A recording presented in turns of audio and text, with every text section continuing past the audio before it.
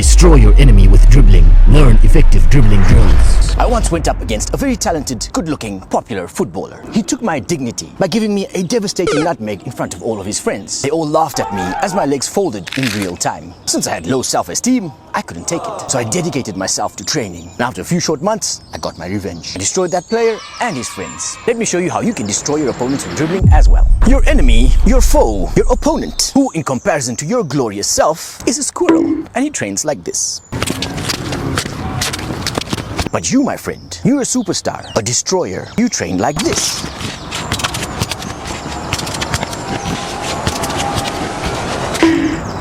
Your drill needs to be high intensity and leave you completely breathless. And for my current unfit fat self, that doesn't take very long. I really need to lay off the chocolate. But we're not mindless beasts that only train with intensity. We think about a match situation. There will be times where you're just moving slowly with the ball. Then there will be times where you have to burst and accelerate. Then there's times where you have to do multiple touches to get away from multiple opponents. The drills that I'm going to go through with you, we are going to keep these things in mind. To be able to do these drills, you need the fundamental abilities of close control and 1v1. If you don't have that ability, please go and watch my previous 2 videos where I go through close control and 1v1 in depth. I'll show you a few easy and effective drills. At the end of the video, I'll tell you how I was able to beat national level players with only 3 months of training. Let's begin. One important skill you have to have is what I call dribble vision. The ability to dribble without looking directly at the ball. To do this is quite simple. I don't look directly at the ball. Instead, I will look at the space above the ball, sort of at this angle. Because from this angle, I can use my peripheral vision. Your peripheral vision is everything that you can see in the blur. Now that I'm looking directly at you, you're in focus, but my hand over here is blur. But this blur is all I need to get information, whether it's an opponent coming towards me or to see where my teammate is. And while the ball's in my periphery, I can move without having to look directly at the ball. The first drill I'm going to show you is going to practice lateral movements. First, we will do 2 instep drags. Push, push. First, step in front of the ball with your support leg, pull your body to the side and drag the ball along. Like that. Then use the side of your foot around your toe bone area to gently push the ball. 1 drag. Then we will step in front of the ball again and do the second drag. It's a simple hop and push motion. Hop, push, hop, push. After the second drag, we're going to switch our stance and then we'll do 2 glides towards the outside. Our foot will first be bent like this, and then to do the outstep cut, we will bend it like that. From this to that. So we will drag and then we'll step next to the ball and then we'll switch our foot to angle outwards. We'll push our body to the side using our support leg, like that. As we do that, we will push the ball along. Then do 2 outstep glides. After your second outstep glide, you'll place your support foot next to the ball. We'll extend our attack foot forward and switch our stance once again. Direct the ball towards your inside. First, start doing this with low intensity and slowly so that you understand how the movements work. When you do it slowly, try and do it with dribble vision. You spectacular footballer. Now it's time to get the intensity on.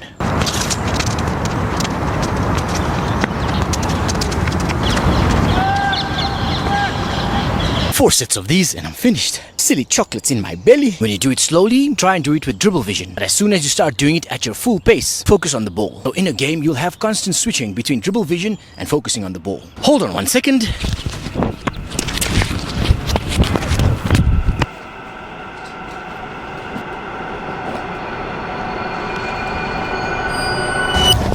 You spectacular footballer. Right now, I'm in a whole new continent altogether. I wonder if you can guess where I am. But let's carry on with the training.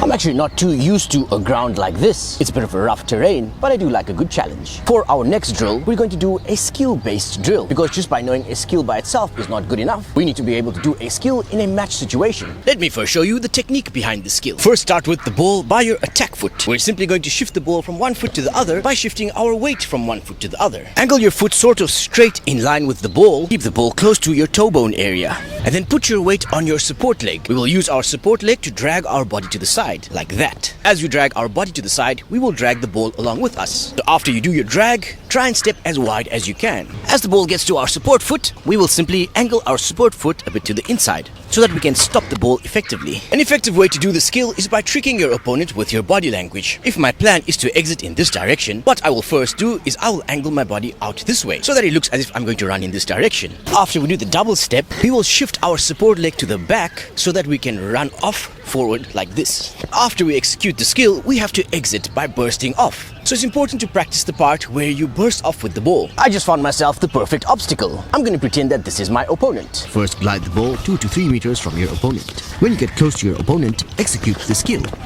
Then burst off as quick as possible as you exit. Then turn around and repeat the process. As you get used to this drill, increase the intensity. In this drill, you can replace the double touch skill with any skill that you like. Simply glide towards your opponent, do the skill, and then burst off. Now, if you don't have any nice obstacles such as I do, just use your imagination. Now I'll show you a drill for tight spaces.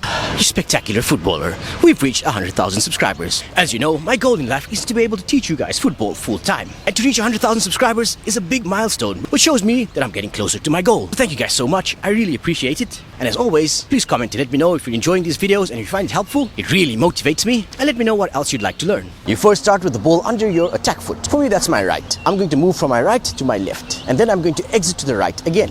Put some pressure on the ball. You should be able to stand on the ball with the pressure that you're putting. Use the front part of your sole to put pressure on the ball, and then lean your body backwards a little bit like this. As you go backwards, you will pull the ball back with you. Keep your foot angled slightly to the side. As the ball goes behind your support foot, you push it to the side. With this area of your foot, we will stop the ball using the sole of our support foot around the front area of our support foot, like that. When I push the ball to the side, I like to do a little hop. So I will push and hop and then stop, like this. See, I can even exit just by doing this. So I pull, push, stop. After this stop, my opponent should go for the ball over there. I will pull the ball back and I will exit in this direction. First, practice this by doing it slowly. 1, 2, 3. Once you get used to the slow movement, try and pick up the pace. Once you're very comfortable with it, try and do it as fast as you can. Keep practicing this 3-move sequence until you're very comfortable with it. Right now, I can do this with my eyes closed. For the next drill, we're going to practice our glide with a sharp cut. In a match situation, you will find that you have to glide slowly, and then you might need to speed up your glide. When you go up against high-level defenders, you want to speed up before you do the cut. So that's what we're going to practice. For my obstacle, all I did was place 2 objects in front of each other. I placed one object here, and about half a meter away, I placed my second object there. My aim is to glide in this direction. As I reach the first obstacle, I need to cut through both of the obstacles. So in order to do that, I have to do a very sharp cut. First, I will glide slowly, and then when I get about 4 meters from my opponent, I will pick up the pace. As I approach the first obstacle, I will do the sharp outstep cut through both obstacles. This will train your ability to run forward and do a sharp cut to the outside. The next drill is one of my favorite drills, but I actually kind of hate it because it gets quite intense. And right now, I'm not even fit enough to do this properly. This is the infinity drill. Place one obstacle here, then about 6 meters away, we will put our second obstacle there. We're going to run from one side to the other. We will make an infinity sign. Run to the inside of the obstacle, turn, and then run through the inside again. Repeat this, creating an infinity sign. The nice thing about this drill, especially when you have this much distance, is that you will practice your glide. You will also develop your ability to turn and glide again. This should build your stamina and your skills at the same time. That's why I like this drill. But right now, this belly of mine doesn't want it. I need to lay off those chocolates. You wonderful footballer, you might be wondering, how do I get faster feet? Well, let me show you. It's simple. To get faster feet, move at your absolute fastest. Sayed, you're telling me to get faster, I must just be faster? That's right. I know it sounds silly. You see, if you move at your absolute fastest today and at very high intensity meaning that your heart beats so fast that you feel like you're going to die, your body will get a signal, and the signal will be, you better improve, otherwise you'll die. When you rest and recover, your body will recover in such a way that it will make you faster. Now let me show you a simple drill that will make your attack foot faster. We will simply make a V shape with our ball using our attack foot. We will roll the ball with the sole of our foot, using the front area of our foot. Push the ball to the side. As we pull the ball back, we will hop with our support foot a bit to the side, so that we're facing this direction, so that I can push it forward, pull back, stop, hop again, then repeat. Now try and do it at your absolute fastest.